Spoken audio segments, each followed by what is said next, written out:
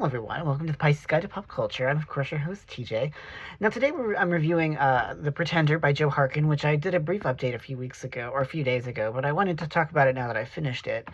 And it's a really superb piece of historical fiction. I'm very picky about my historical fiction, and I'm even pickier about that, which I sort of like highly recommend. This one is definitely is recommended for three reasons, just to sort of give us some structure. So, as they say, brevity is the soul of wit, so I'm trying to be a little briefer. One is it's very blackly funny in a very sort of black comedy way. Two, on the flip side of that, it's also heartbreaking. And then three, it really captures the sort of the flavor of strangeness of the late medieval, early Renaissance period. So if you don't know, Lambert Simnel, who's the focus of the book, was a pretender who was basically trying to overthrow Henry VII, father of Henry VIII, after the Battle of Bosworth Field. By masquerading as the Earl of Warwick, one of the last Yorkist pretenders. So to speak to the first point, it is a very funny book at points, particularly in the early chapters when we first meet this character and he's living on the farm in Oxford and his greatest fear is a goat.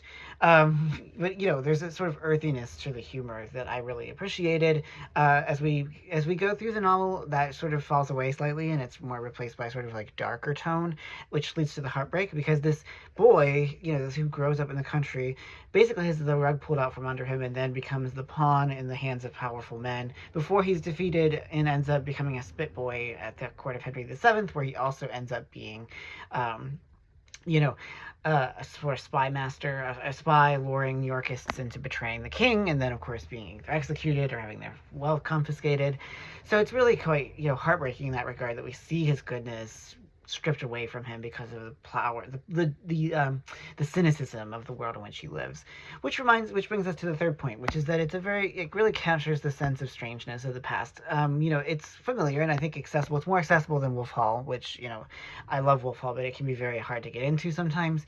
This I think is really accessible in that regard, while also capturing the flavor and the unique sort of like sensibility of the medieval period and all of its earthy, gorgeous strangeness that we really encounter. So, I do think that this is really one of the more extraordinary pieces of historical fiction I've read this year that really kind of, gives us the point of view of a very misunderstood and often neglected historical figure. And that's really what we want from historical fiction, right? Is to make us see the past differently and to see people in all of their gorgeous. And there's a queer storyline, so it has a little bit of everything. So I loved it.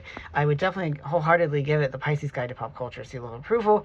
Like I said, I'm very persnickety about his fic, but this one really does knock it out of the park, so I would highly recommend. Even if you don't really like historical fiction, this is a must-read, I do think. So anyway, that's all for today. So as always, thanks so much for joining me for the Pisces Guide to Pop Culture. I'm your host, TJ. Take care, y'all.